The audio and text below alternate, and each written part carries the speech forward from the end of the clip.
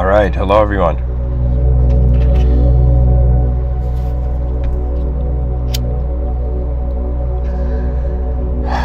My life has found this moment has found my life, and what must be communicated will be communicated. Dear viewers, welcome to the Mr.Within's Gift YouTube channel. In this episode, a very interesting idea arose, a series of ideas, and I'll try to share with the viewers the sequence. So, as I was driving today,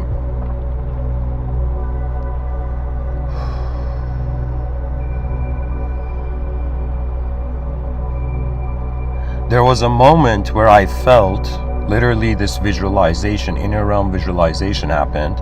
I'm someone who, when I was young, I could solve the Rubik's Cube. I can solve the Rubik's Cube. And whenever I remember how I started,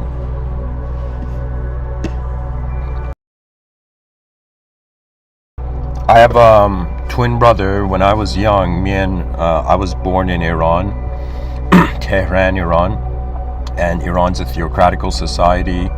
And so people for vacation, they go out of the capital to outside of town to relax, right? So in those long car rides, me and my brother, my parents had bought us a Rubik's Cube, and one of us would play with it and then get bored and give it to the other one. And then I remember when I started playing with the Rubik's Cube, I would play with it so ridiculously long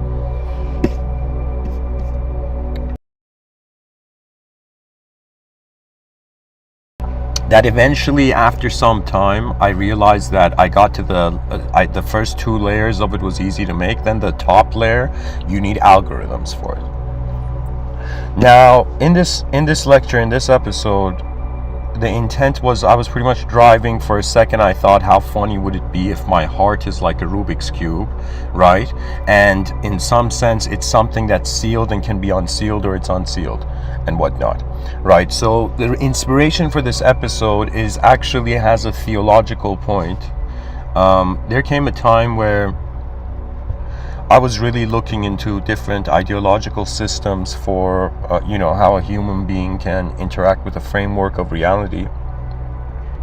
And I remember in the Islamic holy book, I opened it once, and there was a saying in there that was very profound. And it was saying as if those people who do not realize, in the lines of the divine presence, if they don't, it's like those who don't have faith, their hearts are sealed.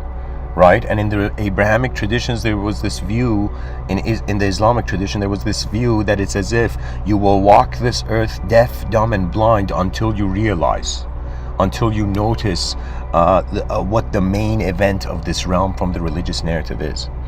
Okay, so what I'm trying to say is that this idea of unsealing the heart, it's an ancient idea. In religion it's pointed to, but also in mystical traditions. For example, in certain monotheistic religions, they acknowledge King Solomon as a prophet. Okay, and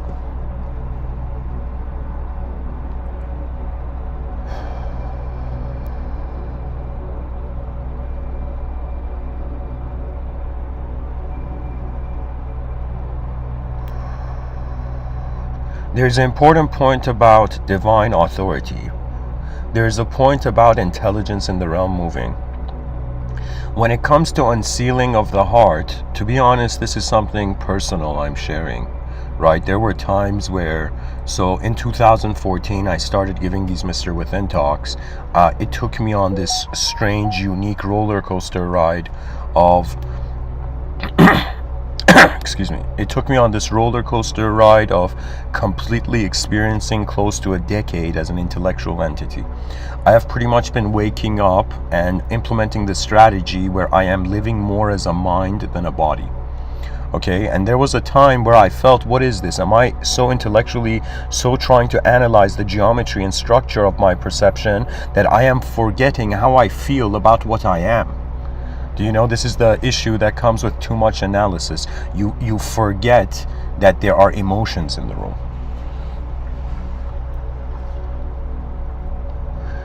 this concept of unsealing of the artificial heart, when I at first I wrote unsealing the artificial heart as if it's something a person can do just alone.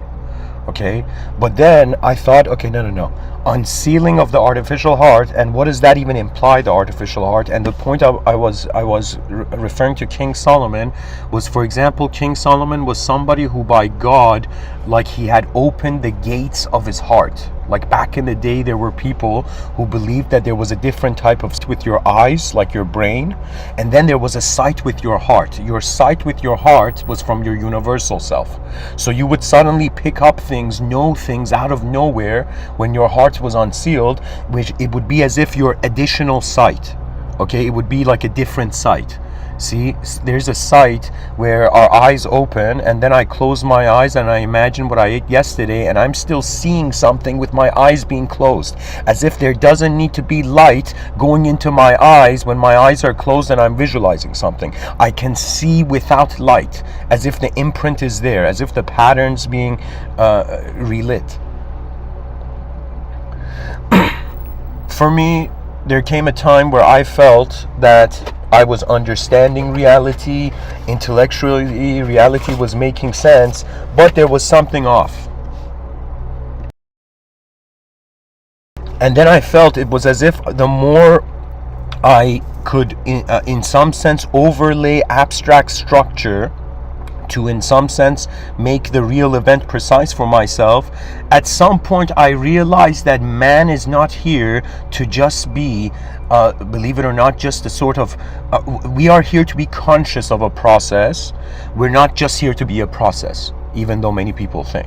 Right? If you were to look at 8 billion human beings and you zoomed in on each one of them, and you imagine there was a sort of surveillance, like drone or something, and from the top of from the beginning of the day, this drone was showing you a 3D version of yourself. Imagine 100% this is going to happen in the future, where they're going to connect something either to the brain or through waves or through liquid nanotechnology or something, right? They're going to connect something, right, where you are going to be able to have multiple angles of perception in your brain before you move. You already have that through a sort of fictional lens of the inner realms, but when it comes to non-fiction, it's very different. You see, if you ask yourself why you're being a being in a world, you most likely human beings, they look at it and they're like, okay, what do I do? Do I treat this world as a noun or do I treat it as a verb?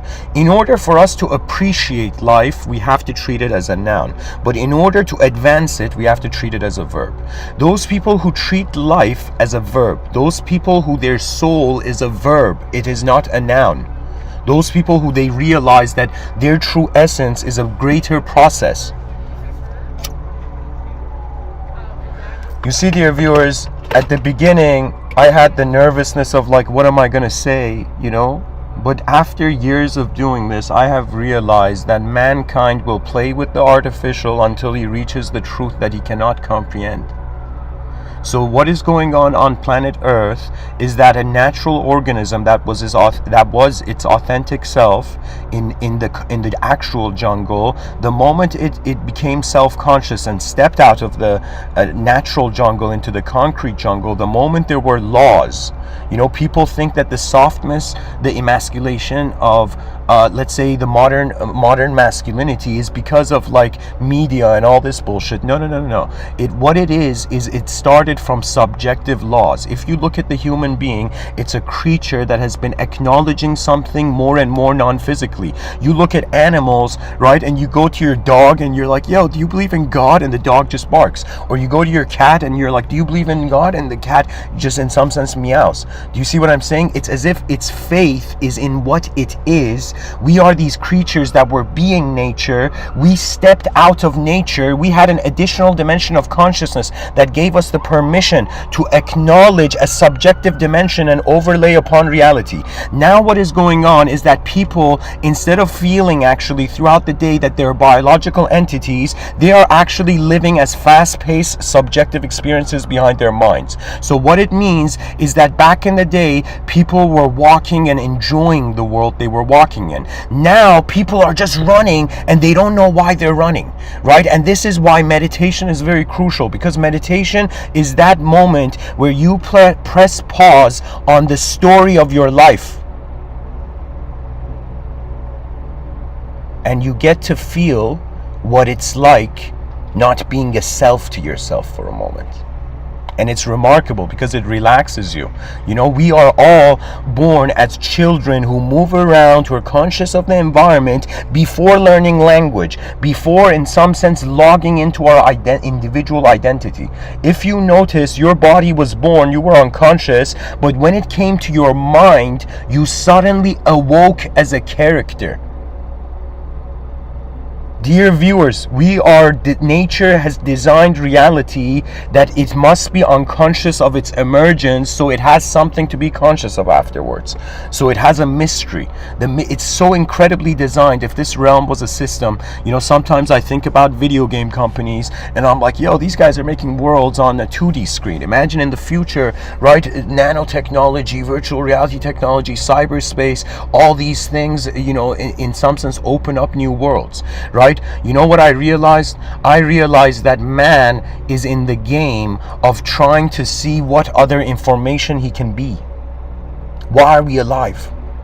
Why is just being a noun not enough? Why are we moving? Right? Something is moving on the surface of a rock in the middle of nowhere, and it is moving in so many different organized systems. It's so multidimensional, this world, that one of the biggest strategies that if they want, like honestly guys, I don't know why, because I'm a continental philosopher, I can see these things. I can see how language is possessing people. But at the same time,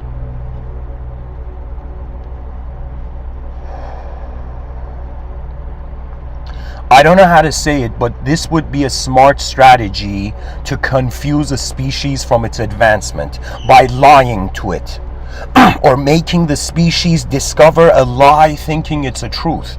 You see, in Sun Tzu, The Art of War, there's an incredible point. Look at Sun Tzu and they're like, yo, this guy was a badass general back in the day. Sun Tzu's teachings will echo till eternity. Because what Sun Tzu realized was in the nature of manifestation. In the Sun Tzu Art of War, the general that wins in the battlefield is the general that is aligned to the heavens. What does that mean? That means that being that knows its presence in front of the personality of all other minds is it baffling. What that means is you become a glitch in the system where you are in a space where everybody's being a subjective self and you're just standing there as moment. And what can a moment of being do? Some people will say, Mr. Within, you say that non-dualism, which is really promoted by, you know, let's say Bhakti Yoga and various devotional practices and mysticism, is dehumanized. So why in some sense are so many people seeking an enlightenment that is not human? That is a realization that what is going on here is not a story that a creature's mouth made up. There's a real thing going on here. And the advanced humanity will arrive and they will be put to the test. This world reminds you of what you have done in every moment. This is why you cannot be alone as long as you have karma. That's the one advantage of a karmic being. You see, we're made in the greater presences. So I'll give you an example. Imagine I'm standing, imagine I'm standing outside. Imagine behind that being there's another being double its size, and imagine there is an infinite regression of all might, of might. Do you understand? Of ability and permission. There are some beings that are given permissions that other beings are not given, right? And when we understand this, because we don't see the behind the scenes of reality, we think that, oh man, that guy's lucky, that guy's unlucky, or oh man, God's punishing that person, God is rewarding that person. But in reality, what it is that we are something. This is a PowerPoint. You know, not like a PowerPoint presentation. I mean a point of power, a point that brings power to the individual. When I say unsealing of the artificial heart, this is a bit esoteric. I'm pretty much sharing a bit of an esoteric idea here, so you know, if this is not your cup of tea, I understand. But this is my perception, this is my view on a sort of esoteric situation when it comes to the heart of humanity. You see, the problem is human beings are born, and they are born in a world where they have to allocate the information and reprocess the information. If you look at a baby gazelle or a baby deer being born, the baby deer, when you look at Animal Planet or these documentaries, the baby deer is born, and then after it is born, it already knows how to walk. Right? Like, it doesn't have time for the mother to teach it how to walk. It has to know how to run already. Do you understand? It's as if, like, gazelle children already know how to run. Like, there's something bizarre there. The entity already knows how to be without being conscious of reality yet, right? It's like a seed that already knows how to be a tree, right? But when you look at the human being, something weird is going on. We're not born knowing quantum physics. We're not born knowing the most complex ideologies and experiences and realities to the human being, or at least we think this.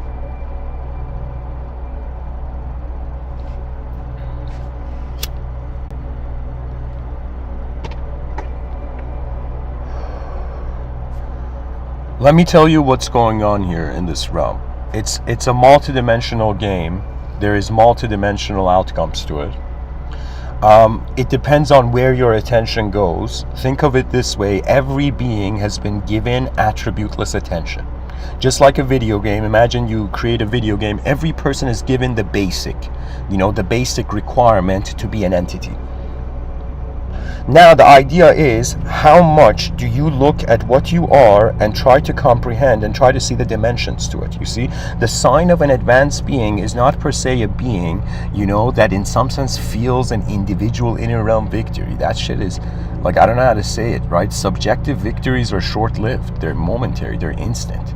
They're like a happy thought. That's a subjective victory. In the outer realms, what's going on is so many different subjective angles are trying to move an objective entity, right? This might sound strange. People might, be like, Mr. Within, what is this? But I'll say it this way. Every moment, for those philosophers that consider panpsychism, which means that consciousness is within everything, not just within you.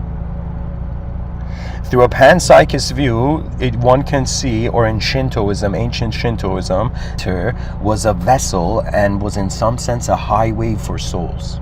So you looked at a tree, and that tree wasn't a tree. There was a highway of infinite souls passing through it, moving that moment, right? There is some incredible thing about life where a bit of it is given to you as known. The rest of it is given to you as unknown. And you have to use what you know to, in some sense, recomprehend the unknown to eventually realize that the unknown is too big to be known. So what do you do when you realize that you cannot understand something that is multidimensionally present beyond the technology of one dimension?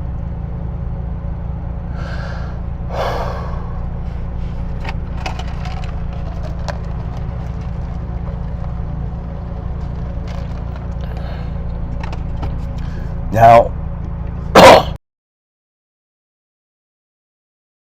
in order to talk about unsealing the artificial heart, I have to first explain how the heart can be artificial. Is that you can use your free will regardless to shift your conditions. But when it comes to unsealing of the artificial heart, this is for emotional beings that have been hurt. Okay, when a being is hurt, what do? They retreat. What does retreat mean? Defense. What does defense mean? Stay where you are and protect. Your heart, when I say unsealing of the artificial heart, I'm in no way saying like there is something here beyond mankind's ideas. It's a living world. It's like you thought you were a fish on Earth, then you realize you're a fish on a whale.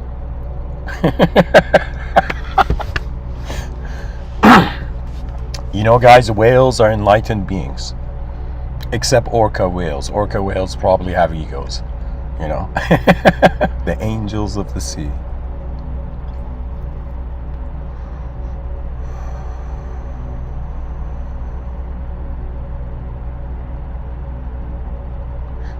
I think whales are conscious of they see a fish I probably identifies as the ocean. It's like asking a fish. Imagine in the future a fish became conscious and you ask this fish, yo fish, are you a fish or are you the ocean? The fish is like, this whole time I'm pretty sure I'm the ocean right now. You know, it's like before, like think about it, guys. Can a fish discriminate between what is water and itself? Okay, can the human being discriminate between what is air and itself? And then we go to the idea of the soul, and I think this is the religious view where God is the air for the soul. You know, it's like the soul is breathing truth.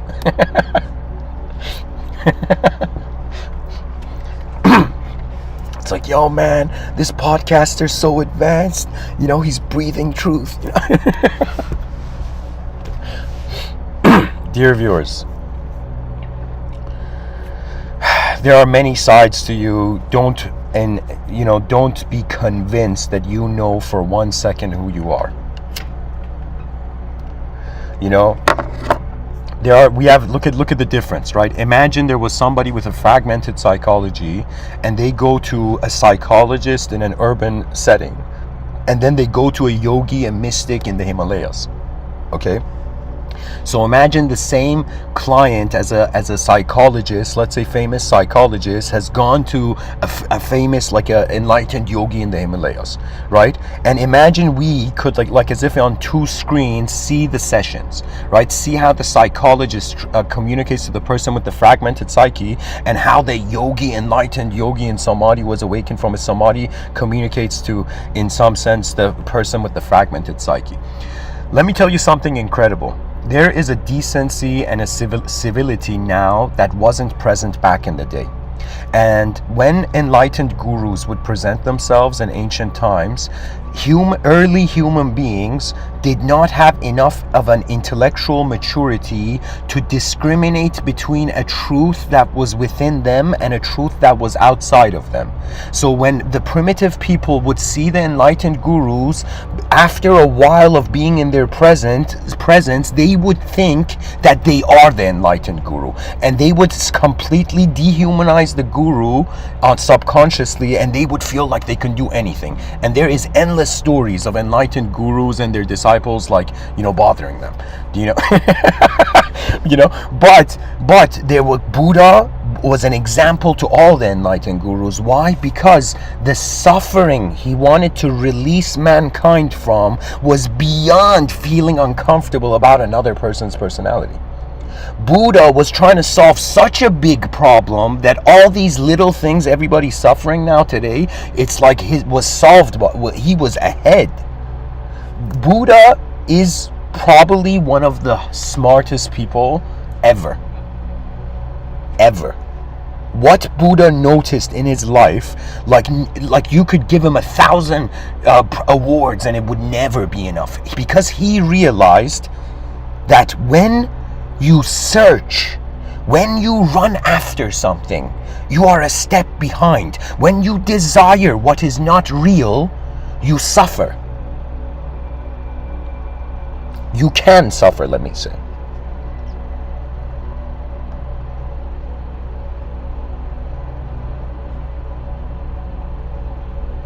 Truth is bigger than human hormones.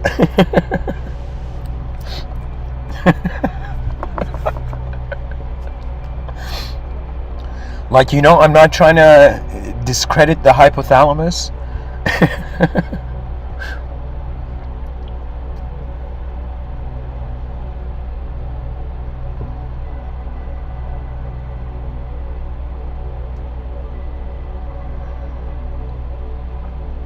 It's just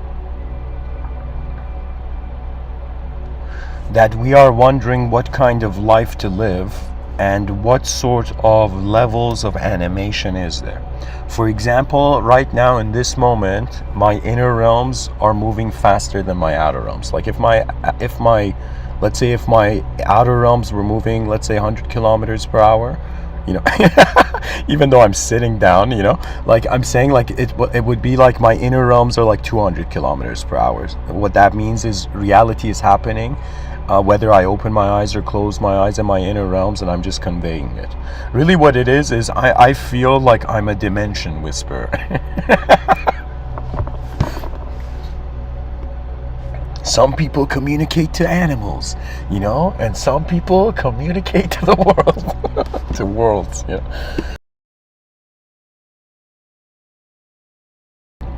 Anyways, to go back to this, the unsealing of the artificial heart.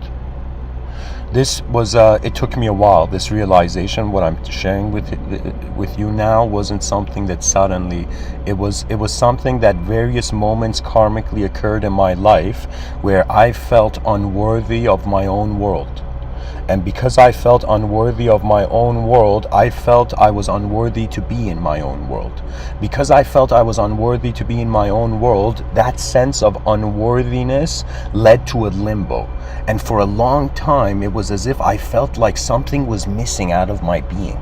Do you know, it's kind of like, this might sound hilarious, but it's like for some time I felt my soul wasn't here. You know? But then the unsealing of the heart happened, and people are going to be like, here, I'll tell you how it happened. I repented. And not in the casual religious way, but as just a human being in a world. Okay? And that's how I think I went halfway into unsealing my heart, and then the heart, the logos, the unknown also came halfway. You see, when we think we know something, we solidify. Just like Goku saying Kameya Meya. When a human being thinks it's known something or understands something, it's like suddenly a built-up of energy, right? Like potentially, if somebody, let's say from the electromagnetic spectrum, if you could see me in another dimension, every word I'm saying, you'd probably see like this glow, and then release, glow, release, glow, release. You know what? It's like I'm doing like imagine 1,000 mini Kamehamehas, you know, in the middle of this talk, you know, and with every word that from the inner realms appears as an inner event to me, and I am watching it. You see what it is? It's that there are, the most simplest way is, it's kind of like 3 dimensions of being. Okay, there is a way where we're being an object, the physical dimension, the objective dimension. There's a way where we're noticing subjects. There's the subjective dimension, and then something the ancient yogis were so alert. Even the Buddha, Buddhism is like the last chapter of Hinduism, I would say. But like, what I'm trying to tell the viewers is that even though you can behave like a physical creature, even though without physically moving in your mind you could behave as a subjective non-physical creature, you are watching your life before the free will decides. And this is a clue. I reached a point where I felt I was emotionally exiling myself from the true meaning of participating in an unknown world by trying to crystallize it, articulate it only through structure. Do you see? There is something so strange that even though we say knowledge is power and children are just, you know, they're all running after knowledge, the knowledge is like a tool to equip. Let me, I'm personally, you know, I don't consider the Gnostic perspective too deeply, but there was an interesting idea from it where I heard this from Manly Pial lecture on YouTube. Pretty much he was saying, okay, in case if I might portray it inaccurately, I'll just go to the next topic. This sense of unsealing of the artificial heart means that you're not being your real self, so you're not accessing your real heart. Okay? If you want to access your real heart, you require a humility. This humility means that you suddenly, as a creature in the world, look at everything and you're like, oh my God, It's been happening in its own way. I have been also happening in my own way, and our ways have been in the same room. It's as if like the world's way and our way, like it's like my way and the highway and the world's way are all my way and the world's way are like are in the same space. Do you see? It's as if the same time I'm breathing as a biological human being is the same time a planet is being present in the cosmos. And the fact that planets spin is a sign that they could be alive. This was my playful interpretation, that the planets are alive, and people were like, how do you know? Because living things move, you know. It could be, who knows, you know. If the moment you consider a dimension that is beyond, just like if you understand 2D and 3D, if you can see the difference between a square and a cube, you can totally comprehend that we're like in a 2D dimension and there's 3D angles to this moment. There are ways that I can be that perhaps, there are ways that I am being that perhaps I am not conscious I am being. And this is why faith is very powerful. Because when you're an ideological entity, when you're egocentric, you have already cut out your piece of cake. Do you know what I'm saying? Your expectation is set. This is why even somebody could be an alpha male, but they can be manipulated by a smart beta. Let me tell you why. Let me tell you why. Because street smart people in this reality are looking at what you are looking at. Okay, most people, like, okay, let's say if somebody comes and talk, like when let's say me talking about the cosmos, right? Some people hear what I'm saying, but some people just hear what I'm saying by hearing it through who I am first.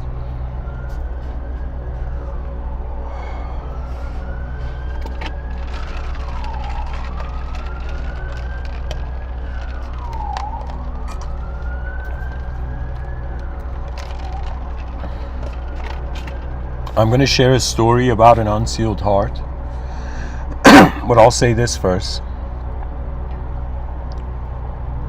I want to explain how I experienced, how I felt my heart was unsealed, okay?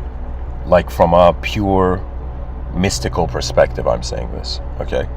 So how it happened was I felt incomplete. This is pretty freaking normal for human beings. We all feel incomplete, and where our purpose in life becomes to like complete ourselves in accordance to our expectation, right? Your inner life is here to actually be the future.